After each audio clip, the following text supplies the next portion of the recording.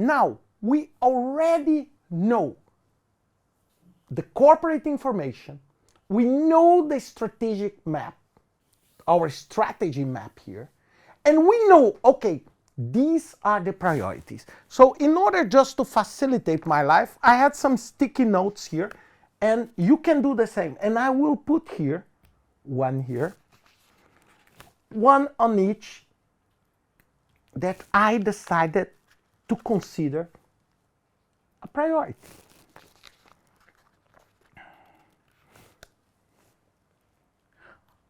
You can see here, but then I know these are the main ones I need to focus right now. But let's try to understand. The first thing we need to understand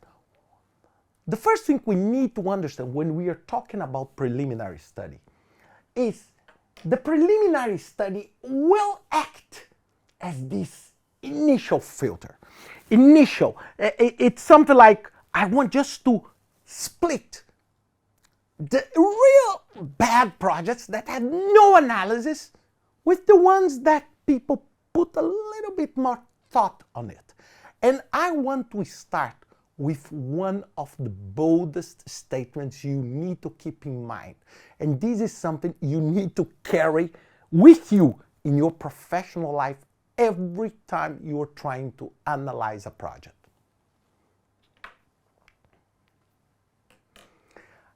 A project that only has a name and nothing else is not a project.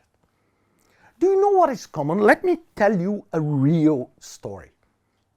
A very large organization that I was working with, trust me, thousands of projects, were facing a massive challenge on selecting, okay, among these 1,500 projects, which one should I do? And then it became a political fight. I want this, I want that.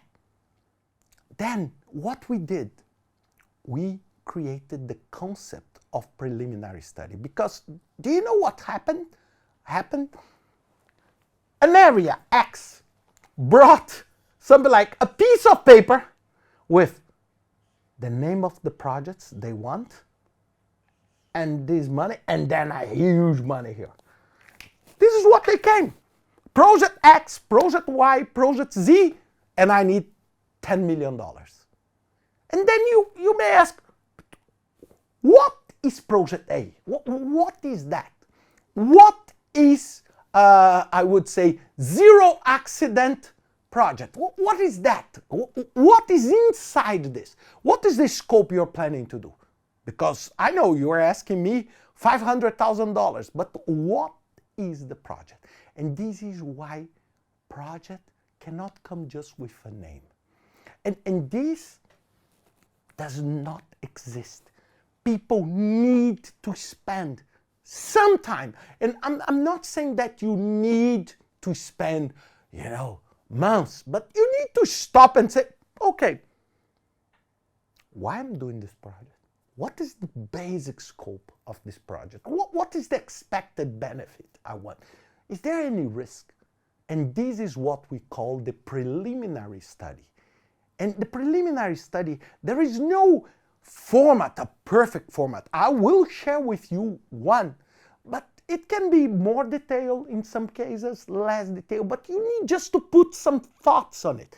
And the format, it can be a document, but it can be a mind map, it can be a slide deck, but you need to give some thought and some rationale.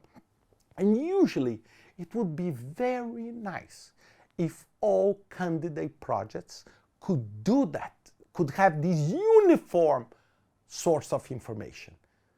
And just going back to that case I told you, do you know what happened? We received, I would say, 10 pages with 1,500 projects. When we started them to fill one page of information. Tell me more about Project X. The number that used to be 1,500 went down to a little bit more than 200. 1,250 projects. They just disappear. And do you know why? Because culturally at that organization, they need it. If your area does not ask for a project, your area is not doing anything. So do you know what they did? Oh, the meeting is next week. Take a piece of paper. Renew this area, do this, do that, and let's put a number that is pretty much the same as last year, and let's submit. If they approve, then later we fix and change everything. Do you know what happened? At the end, your company just wastes the time and wastes the focus. By doing this preliminary study, you will automatically put this first screening. And and then people will have to stop and think a little bit more on what they want with every single project.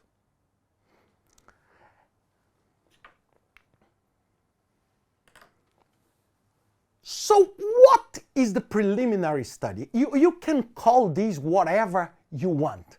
It's not the project charter for those who follow the PMBOK guide. It's something related to the business. And it can be simple as 1 page or 2 pages, very simple. But it's a critical analysis of every single project. It seeks to assess its viability. Is it viable? Because many times when I ask you something like 3, 4 questions on your project, maybe you already hit the wall. And then you say, why I'm doing this? It's much better not waste my time. But when you just put the name of the project, it doesn't matter. It defines scope and limits. Imagine that I call a project New Frontiers, like I have in one of my books. Imagine, what do you think it's a new frontier project? It can be pretty much everything. By putting some of the pieces of information, some here, it will help me dramatically to shape a little bit more what do I expect with that project. And it requires time and analysis. And you need to stop for a moment. And what happens when you don't have time to do this? I have a question for you. If you don't have time to think about the preliminary study, how do you think you will have time to deliver the project? How do you plan to do that?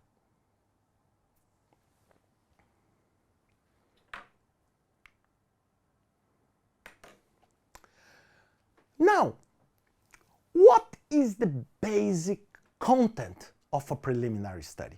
And the best way to explain to you is by using this. This is just an example, okay, of one of the projects we will analyze. I'm just taking this as an example, okay?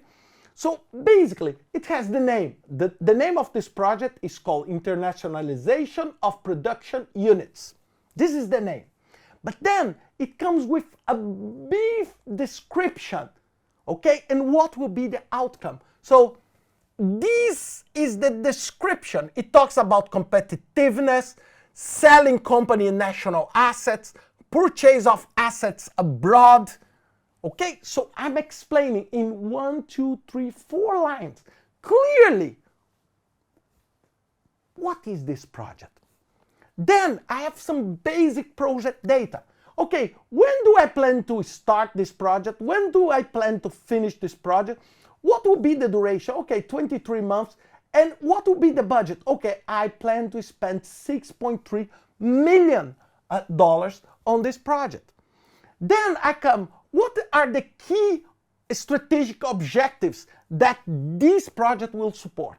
Look, develop international markets, increase project results, and reduce operating losses. Hold on. Take a look here. Develop international markets. Is this one, right? Increase project results is this one. Reduce operating losses is this one. So did you see? So this project, the team that submitted, think, okay, this internationalization of production units support these three objectives.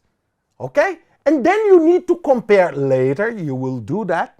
We need to compare, okay, is this the direction I want to go? Okay?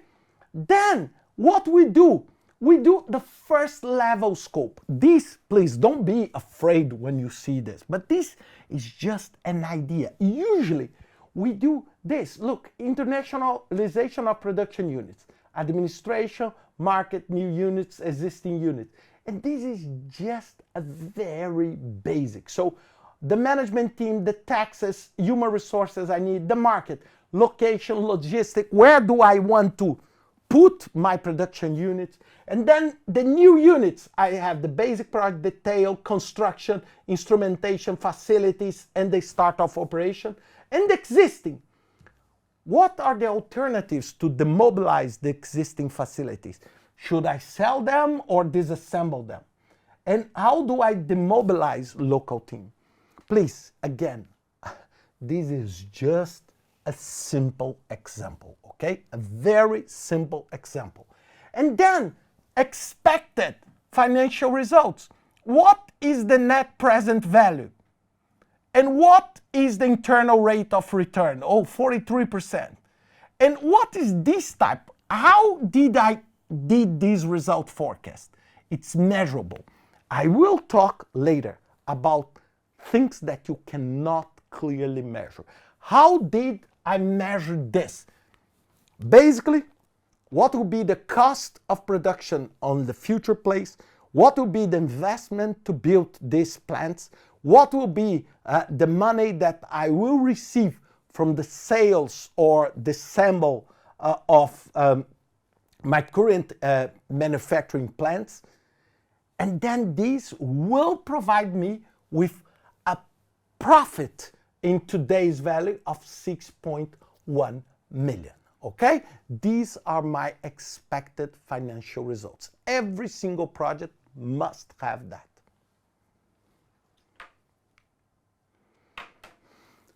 Continuing, level of risks. So what kind of level of risk? This is a very high risk. Okay? We will know a little bit more about how do we qualify this. Then, need for human resource. What is the need? Very high need for highly specialized resources. Stakeholder. Do the executives, shareholders, do they support this project? Do the stakeholders, the society, the country I'm mobilized, do they support? So I see total support to the project. And then dependency on third part. There is a heavy reliance on third part. Did you see? And then I work on what are the perceived benefits of this project. So this is a 2-page document. Do you need to follow exactly this? No, this is just a set of insights to you. Some organizations, they have a dashboard to do that, where this is all online, that people fill on the candidate. So they answer like a survey where they put and they present. What is excellent about this is that if us, as the board or the selecting committee, we decide that this project will be executed, what is important is that we have a preliminary agreement if your area, for example, suggested this project.